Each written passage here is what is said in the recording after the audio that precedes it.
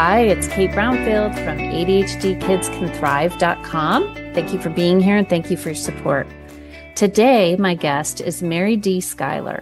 She's founder of executivefunctioningsuccess.com. She has personally experienced struggles with her own executive functioning skill struggles that later led her to become a learning specialist and support other kids and adults who also struggle with executive functioning skills. This conversation with Marydee I recorded well over a year ago, but the conversation still stands the test of time. So I thought it was a good time to replay the conversation. Please enjoy. Okay. Did I cover it all, Marydee? I think so. You've got a whole lifetime worth of time here. I will try to be concise. I'll put a clock in front of me. Yes. Okay. So I think you have a lot to say. You're a very, very wise woman. And when we spoke before, I just learned so much just hearing about your own personal story professionally and in your own life about why you've got involved and have helped people in your own community with executive functioning. So I think if we start with that, it's just so valuable to inspire all of us on why we need to take action with our children when they're struggling and not just ignore these symptoms. Right. Well, for starters, I will be 69 years old this summer. And happy birthday. Yeah, thank you. It's getting closer next month, actually. And, when I was growing up, I was the child that didn't turn in their math homework, that didn't turn in their senior term paper, even though I got good grades when I did turn things in. And I was school leader. I had lots of very positive things going on, but I knew that there was just gaps. There was something wrong in my brain. There were certain things that were challenges. It was very hard for me to turn in written assignments, for instance, with, complex deadlines and multiple steps. I had trouble with written language, taking the ideas in my head and getting them down on paper. And I also had trouble with math, not so much that I had trouble with understanding the concepts, but I didn't do it very well in my head, that kind of stuff. Something was wrong. And so as a consequence, my self-esteem really suffered. I was the person who, as an adult, was, always showing up late, always, my house was welcome to my piles. Twice I took my kids to birthday parties on the wrong day. And there was never food in the refrigerator when I needed it. I was yelling at the kids to get them out the door in the morning. It was not pretty. Even though there were aspects of my life that were successful, I always felt like the foundation was wonky, like it was all going to fall apart on me at any moment in time. So my self-esteem was pretty much non-existent. I became along the way a classroom teacher, and I was in the classroom for only 3 years, but the first year was a long one. But then I got married and then I ended up having kids. And while I was being at home with my kids, I developed a program to teach volunteers to teach at-risk kids how to read. And I ultimately became a reading specialist. And along with that little journey, I found my way to a woman at the University of Portland. Her name is Dr. Ellen Arwood. And Ellen Arwood is a speech pathologist by training and background. They have a very different way of looking at educational challenges than school teachers in terms of how they're taught. Yeah. And so I found myself in this classroom. I went to get ideas to teach kids how to read, but I went up to Ellen on Friday of that week and I said, Ellen, I came here to get information about how I might help kids learn to read, but you've given me this tiny glimmer of insight into my own behavior connected to this time management stuff. I'll pay you anything, because I was struggling so much. I'd spent 40 years of my life. I was 40 years old at the time. 40 years describing myself as an underachieving procrastinator. There was a disparity between what I could do and what I produced. And I didn't know what that problem was. And this was back in 1994, which I think I did the math the other day. I think it's actually being me with math and numbers, right? I think it's like 27 years ago or something horrible. I was like, 27 years ago, good grief. My time flies. I know on my website, we were always saying, Marydee's been doing this for 20 years. I was like, no, I've been doing it for 27 years. And anyway, she Ellen was ahead of the curve because she was way back then making the connection through her brilliance and her observation that the way we behave was dependent upon the way our individual brains were wired. And back then, we didn't have the brain scans and the kind of brain research that we have now.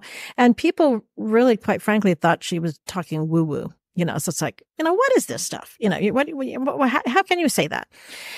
And so I remember she kind of smiled at me and said, "Oh, I've confused you enough this week," because I really was confused. Everybody else in the classroom were primarily speech pathologists with a very different background. And I was just floating around and lost. And she said, "Why don't you come? But I want you to spend an hour with me and bring a picture of what you do in the following week." She wanted me to have a drawing of what I was going to do in the next 7 days.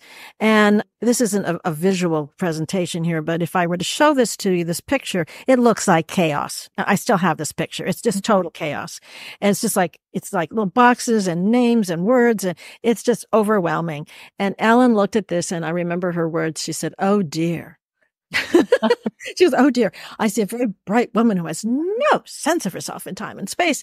And I was angry when I handed it to her. I was like, I don't have it, because it had taken me 2 hours to figure out what I needed to do in the next 7 days. And I don't have that kind of time. I'm hanging on by my fingernails. I'm not life is not easy. So we spent an hour together refining what she meant by drawing a picture to take my visual perception of time, or my lack of perception of time, and make it concrete and visible. And we worked on it so it wasn't chaos. So it wasn't going to be a disaster and take me 2 hours to do it. And at the end of that hour, I said, "Wait a minute, Ellen. There's way more to my problem than drawing a picture," because at that point in time, I had read every time management, planning, organization book, you name it, that was out there. I'd tried every calendar, gosh, I've had a nickel for every planner and calendar I bought in my life. I'd be rich. And, I said, "There's more to it than this." And so she gave me this advice. Another bit of advice that I've never forgotten, which is significant because of my working memory challenges. I don't remember much that people tell me, or quickly. I can forget it pretty quickly. Yeah. And she said this to me. She stuck her finger out. She's kind of that person. She's a brilliant lady, but she's kind of boom, kind of that, stick your finger out. My husband jokes with me about how, there she goes. She's whipping out her finger. I do the same thing as Ellen, right? So she whips out her finger and she goes, "Go home. Take care of yourself in time and space, and come back and see me." And I was like, go home, take care of myself in time and space, and come back and see. What does that mean? So I must have said it over and over again as I walked to the car. Time and space, time and space, time and space, time and space. Because again, like I just said, I forget things that people tell me pretty fast. And I thought I wasn't very smart. I've much later in life learned that my challenge is actually connected to working memory. It has nothing to do with being smart or not. My working memory capacity was never very good. I could never do double-digit math problems in my head, because by the time I left the ones place and went over to the next part of the process, forgot. I'd forgot what was in the ones place. Now, if you do it on paper, not a problem. But I could not do it in my head. I learned many years later when I presented at a brain injury conference, actually. I didn't know anything about brain injuries when I went to this conference. I was like, "You want me to present at a brain injury conference?" And so I went to the pre-conference to learn about brain injuries. And I was sitting there going, "Oh, that serious concussion on the playground when I was a little kid, that probably did a number on my growing little neurons for working memory." And my neuropsych friends agreed with me. So really, that working memory is really, that deficit is one of my personal major executive functioning deficits. I don't have ADHD, but I have executive functioning challenges. Everybody who has ADHD is going to have executive functioning challenges, but everybody who has executive functioning challenges does not necessarily have ADHD. And often head injuries are one of the differences for those. Yeah. And kids with learning disabilities can struggle with executive function, but not have ADHD. Absolutely. Right. Absolutely. Yeah. And often working memory, there's comorbidity between working memory challenges and and learning challenge. Learning. Yeah, they go together. And so, what I was doing along the way while I was working at that school, running that program, I also became I was a reading specialist, and I ended up with a private practice for almost 15, 20, 17, somewhere in there, 15 years of working with kids with math, writing, and written language issues at home. So I was a tutor when I started. And so Alan sent me home with that, take care of yourself in time and space. And I was like, what does that mean? It's like, you go to see the guru and you get a Buddhist conundrum, a puzzle. And it took me a year to figure it out. And at the end of that year, my life was completely different. I was no longer yelling at the kids in the morning. My house was clean. The laundry was, the kids' clothes were in their drawers, not, the wet soccer shorts in the wash machine when it's time for soccer, which was what happened before. And, it just completely shifted. And then my son's fourth grade teacher called, and she said, he's being a complete flake. He's not turning anything in. And so I thought, okay, what can I do to help Josh? And he and I worked at that point in time on paper management, because he was one of those little kids who couldn't hold on to anything. It's like a piece of paper would disappear in 4 feet. He couldn't hold jackets, shoes, pencils, everything. It was like he was walking around a black hole. And after a couple of weeks, I asked him, Josh, is this helping any? And he paused. He was a very thoughtful little kid. Now he's a very thoughtful 37-year-old. But he paused and he said, yeah, it's not so stressful. I'm not getting into trouble for not turning in my work. So then all of a sudden I found myself helping my friends' kids because they were going off to middle school. And that's when the wheels started falling off. Originally, I thought that my market of people I was going to work with were talented and gifted kids in 6th grade, going after 6th grade. They had enough support to come through. But then when things got too complicated for their brains and everything fell apart. And so that's what I started with. And then for 15 years, total strangers arrived on my doorstep looking for help with their kids, who particularly starting again in middle school. It expanded over time into a whole bunch of different age groups. And so what I did during those 15 years was I designed a program, a workbook. And it's a unique program to teach time management, planning, and organization. And it's actually from the perspective of the brain. Now, when I started this, I wasn't so much into the brain science that I am now, because there wasn't even that much brain science available on this topic. But what I did with these people would show up and I would use 2 skill sets that are unique to me, unlike most people who are out there. Number one, I have this time management challenge problem, a brain that doesn't just naturally do it for various reasons. And most critically, I am an educator. I am a reading specialist, and I understand how to teach things in a very carefully scaffolded program so that learning happens. So that's what sets me apart and what I do with my program called Seeing My Time. Unlike most coaching setups, I didn't come at it from a coaching perspective. Right. I came at it from an educational perspective and how do you get learning? And so that's kind of my story. People asked me to publish that program.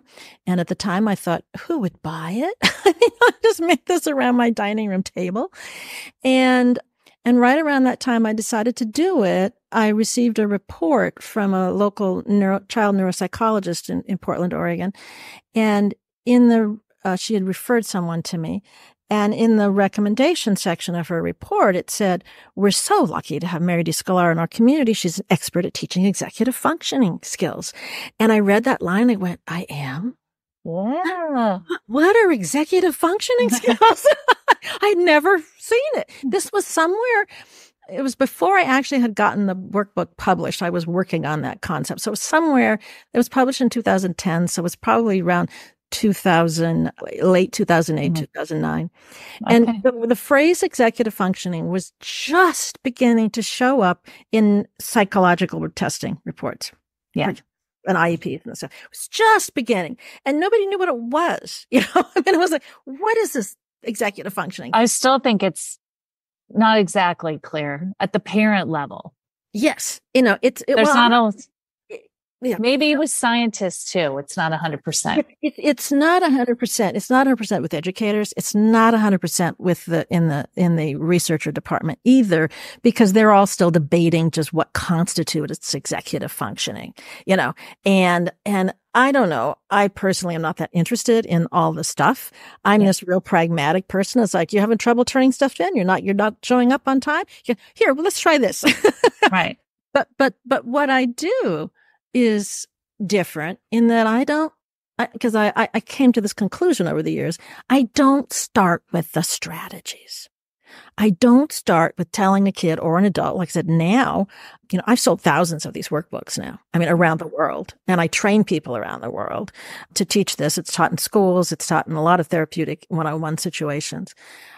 Anyway, I don't start with the strategies, use this planner, use this clock, use this, which is where everybody instinctually wants to go, because people who do this, well, they use these tools and they just say, do this, Right.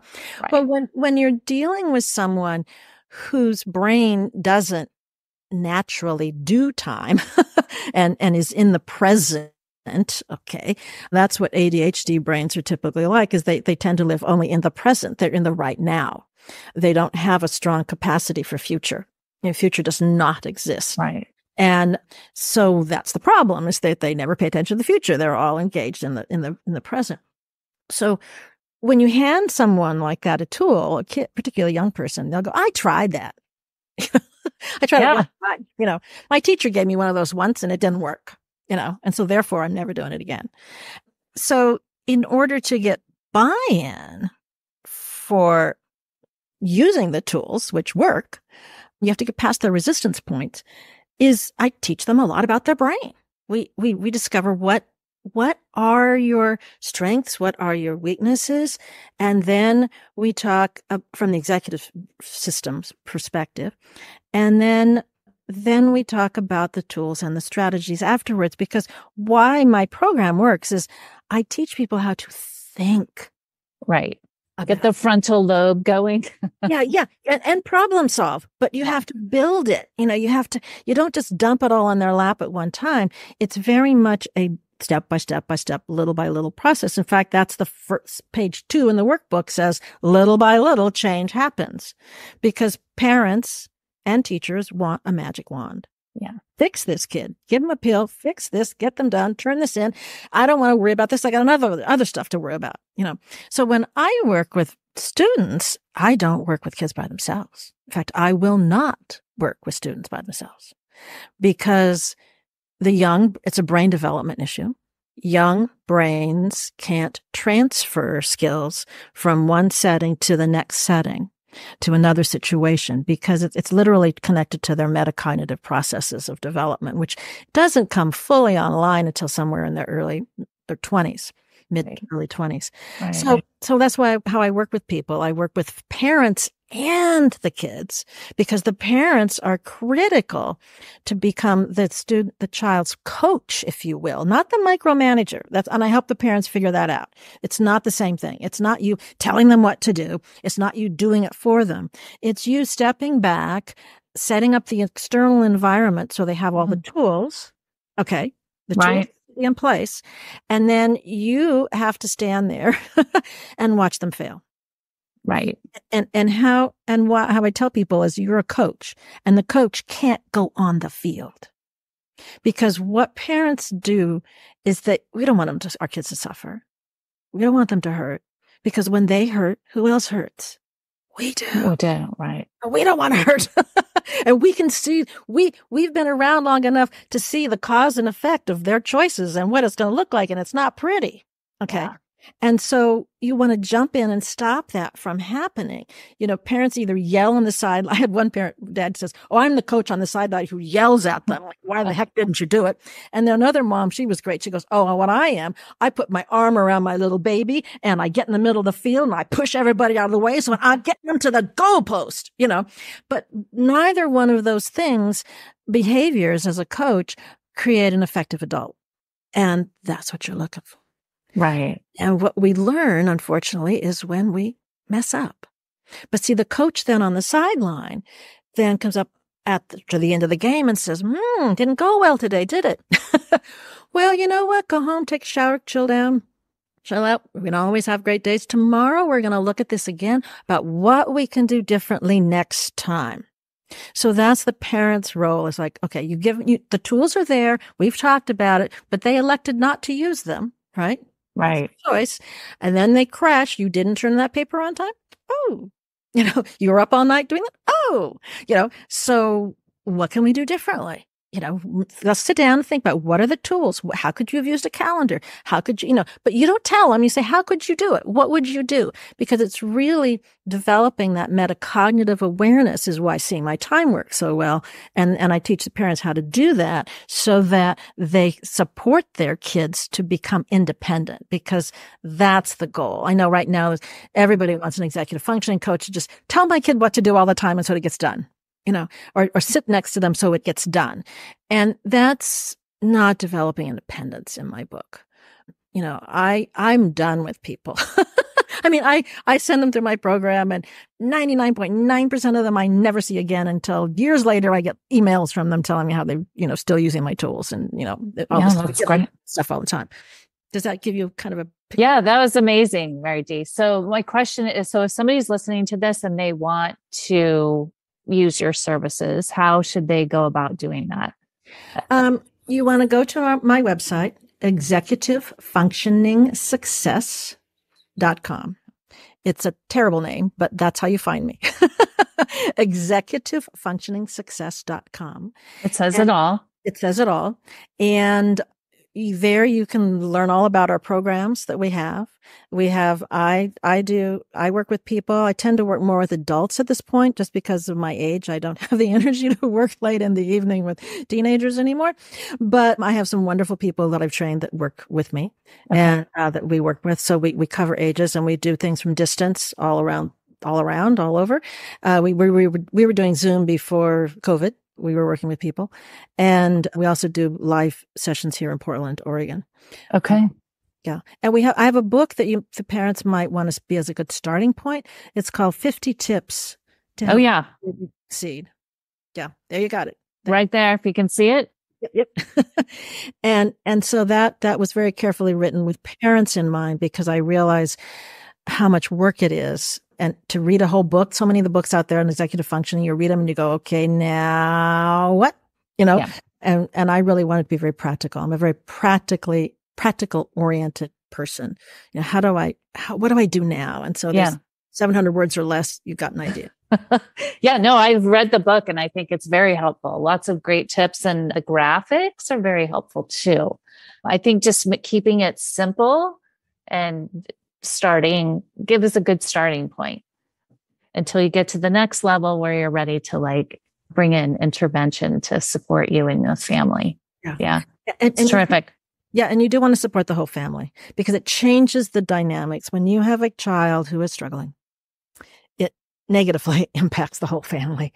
Yeah. And so that's why I find working with a family so powerful and so gratifying, is that it shifts. Everybody has the same vocabulary. They're coming out with the same set of tools, and they start to understand the differences in each other's brains. Because when parents come to my program, they're my client, just like the student is.